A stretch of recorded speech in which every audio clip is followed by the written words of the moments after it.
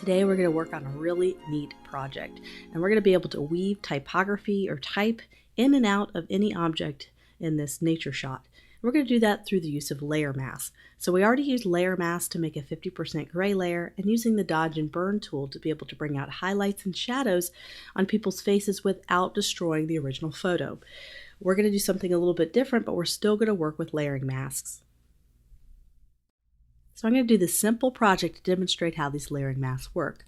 So I'm going to just use the type tool, and I'm going to type out a simple word. Let's just do typography. I'm going to make it fairly big.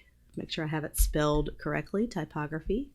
And I'm just going to double click this and just kind of take a look. This is Azo Sans, which is a really nice bold typography if you don't have it in your library to use. So I'm just going to use that. You can use Helvetica or any kind of sans serif font or a serif font if you'd like.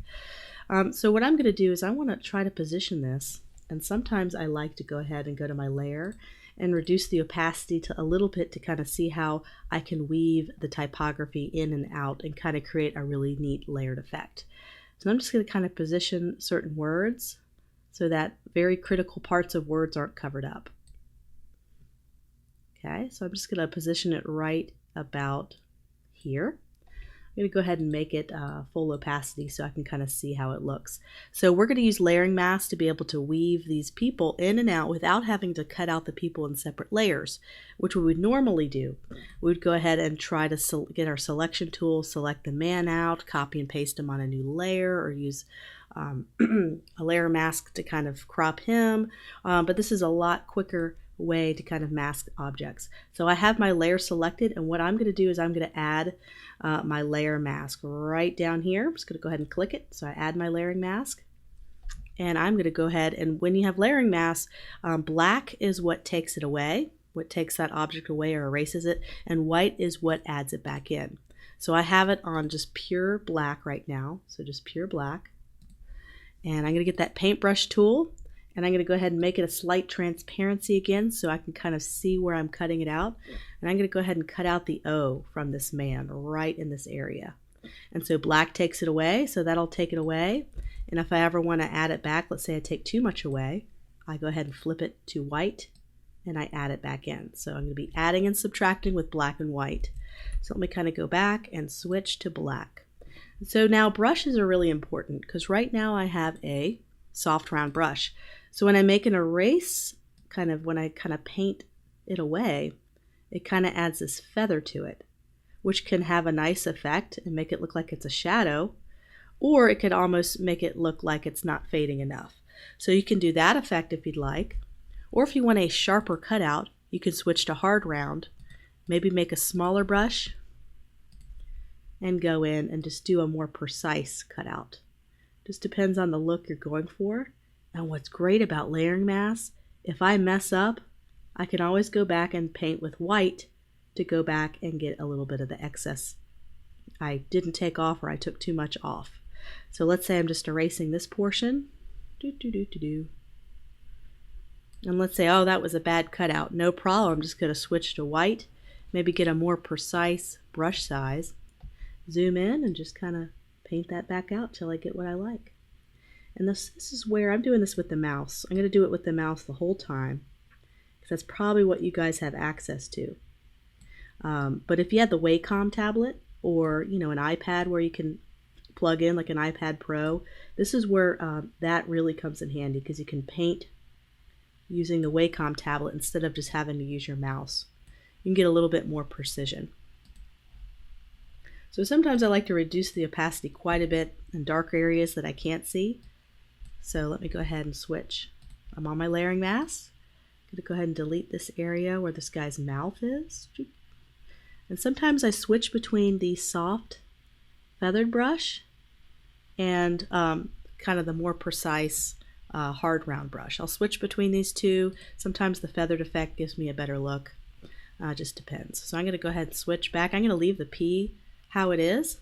So now when we go ahead and make it full opacity, you can kind of see how we were able to create that really cool 3D effect where it looks like the type is going right through them. We could do the same over here. We're going to do a couple other I'm going to show you kind of an example of how I'm painting using layering masks, and I'll be right back.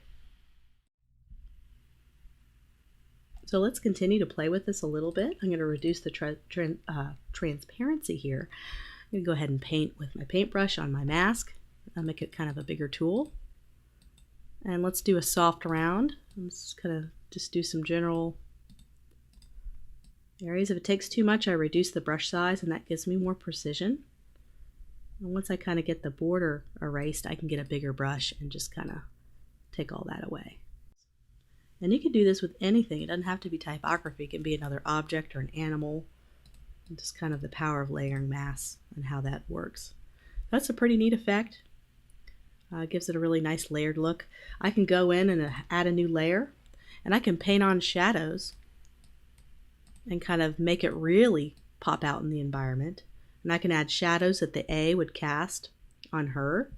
So I can have this layer underneath typography and kind of, let me make sure I get a nice soft round brush. Make it a little smaller so she would have some shadows cast here, right? And I can reduce the opacity on that shadow layer, just making it look a little bit more a part of the environment. Same thing with the P. I can go in here and create a new layer and just paint on some black shadows right here where the P would kind of be popping out, casting a shadow. Just like that.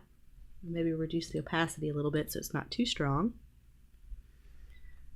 Okay, so we could just create another word. And this is what's so neat, is you have a lot of power here and flexibility. So I just copied that. I'm going to delete this layering mask. So I'm just going to right click my layering mask. We're just going to do a new one on this word.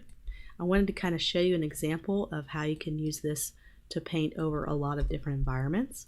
So this is going to be called waterfall. And we're going to have it kind of go through the water, and we're going to use layering mask to kind of layer that waterfall on top. So we're going to go ahead and create our layer mask. So I'm just going down here, creating a layer mask. So now I'm going to want to erase things to make it look like it's taken over by the water. So I'm going to have black and have my brush. I'm going to get a nice soft round brush. I'm going to make it pretty big. And I'm just going to reduce the opacity quite a bit, maybe like 25%. We just want to do different kind of techniques to make it look like it's covered by the water. And we can increase the opacity in certain areas. Right? We're just creating different lines of different opacities. We can make it smaller. Right? Make it look like it's only going in certain areas. So you're ending up getting a pretty cool effect. And if you ever feel like you've gone too far, just switch it to white and it'll erase it and take it away and lighten it up for you. So it looks like it's behind the waterfall's trickling through it. And let's do another one just for fun. So let's go ahead and delete that layering mask, and I'm just going to title this, let's title it Fun. And you can just put it anywhere on these rocks. You can put it down here in the rocks, or we can have it rest right here. You can have it rest right here. Let's make it smaller. Okay, and we're going to make it a little bit transparent. We're going to zoom in and find opportunities to cut it away to look like it's resting on the rock. Just going to cut it right here. See this kind of rock? Part of the rock that gets cut here a little bit. And if I ever need to go back, and now I'm painting with white, now I'm getting it back right here where I cut a little bit too much. And just like that, I'm going to go ahead and switch it. It looks like it's cut out of the rock.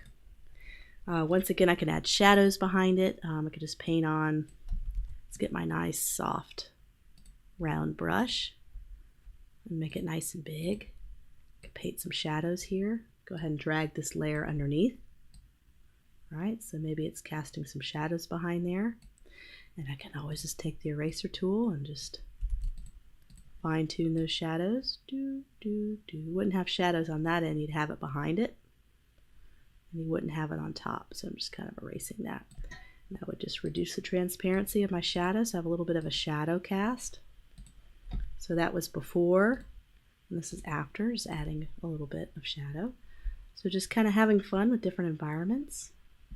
So you put on the water, you can weave it in and out just by knowing and utilizing the layering mask system.